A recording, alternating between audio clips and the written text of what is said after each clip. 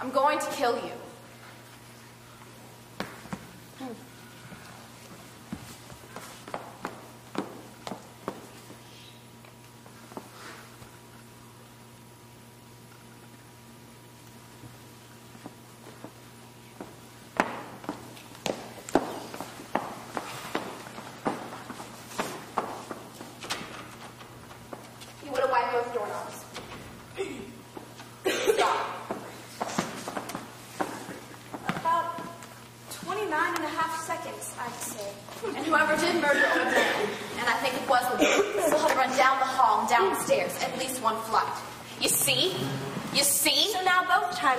Check out. The one you did and the one we did. What with running down the stairs and everything, they do tend to check out on times. Sure, I agree. The old man wants attention, like everybody does. A life is at stake here. The story of the old man may well be true. Except for the fact that he absolutely swore, under oath, that it was only 15 seconds after the killing.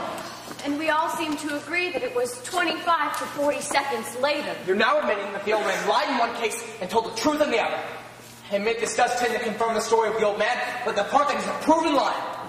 This is by your own admission. Well, that may be true, that the old man lies in part, but I think I'll change my vote once more. Guilty. What about you? What do you think now? I don't know. At first, I thought guilty. Then I changed. Now, I'm sort of swinging back to guilty. What about you? What do you think now? No. I am now in real doubt. Real doubt. Forget you. I'd like to change my vote to guilty. I was right the first time. Now we're making sense in here. It seems to be about 9 guilty to 3 not guilty. One more question. How many of you live in apartment buildings? I don't know what you're thinking, but I know what I'm thinking. What's that? I do not live in projects, but it is close. And there's just enough light in the house so you can see the steps. No more. The light bulbs are very small. And this murder took place in a project. Remember how we stumbled on these steps? Police officers were using big bulbs. One even had a flashlight, remember? An old man was starting behind by 20 seconds. On this, we all agree. This old man looked down the dark hallway of a project building and recognized a running figure. He was 100% wrong about the time. It took twice as long as he thought. Then could not the old man be 100% wrong about whom he saw? That's the most idiotic thing I've ever heard. How can you make up a thing like that? We're a hung jury. Let's be honest about it. Look, do you truly feel that there's no room for reasonable doubt? Yes, I do. I beg your pardon, but maybe you don't understand the term reasonable doubt. What do you mean I don't understand it? Who do you think you are to talk to me like that? How do y'all like this one? She comes over here running for her life, and before she can even take one big breath, she's telling us how to run the show. The arrogance of her. No one here is asking where anyone came from. I was born right here. Or where your grandfather Maybe it wouldn't came from. hurt us to take a few tips from people who came running here. We're not so perfect, you know. Please, I am used to this. It's all right. No. No, it's not all right. Okay, I'm sorry. Is that what you want? That's what I want. All right, now let's stop the arguing. Who's got something constructive to say? Well, something has been bothering me. This whole business about the stab wound and how it was made, the downward angle of it, you know? Don't tell me we're going to start on that again. They went over it and over it. I know they did, but I just don't go along with it. The boy is 5 feet 8 inches tall, but his father was 6 feet 2 inches tall. That's a difference of 6 inches. It's a very awkward thing to stab down into the chest of someone who's half a foot taller than you are. All right. You're not going to be satisfied until you see it again. I'm going to give you a demonstration. Somebody get up. Okay. Now watch this. I don't want to have to do it again.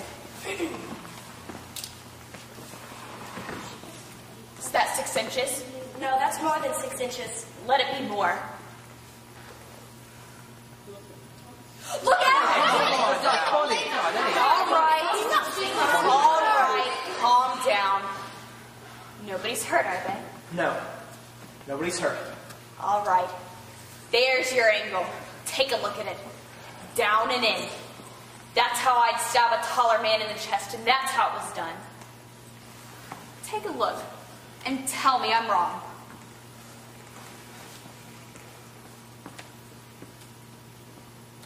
Down and in. I guess there's no argument. Have you ever stabbed a man? Of course not. Wait a minute. Never see that. I hate these things. I grew up with them all around me. Have you seen them used in fights? Too many of them. On my stoop, in my backyard, and the empty lot across the street. Funny I was thinking of it before. I guess you try to forget those things. Anyways, anyone who's ever used this kind of knife before would know that you have to hold it like this in order to release the blade.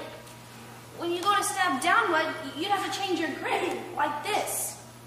It just doesn't make sense. How do you use it? You'd stab underhanded, like that. I think we all agreed that the boy's pretty handy with a knife, didn't we? I don't believe it. Neither do I. You're giving us a bunch of mumbo-jumbo. What do you think? Well, I don't know. What about you? Listen, let me tell you something. I'm getting a little sick and tired of this whole thing already. We're getting nowhere fast.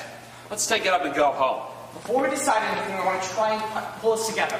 This should be good. Let's hear him through anyway. Do you want me to tell him this too? Let's hear him. I'm in advertising. I love to see things pulled together. Makes for good layouts. Let's try to look at the whole picture to see if some pattern is there. Maybe we could try getting a fresh point of view.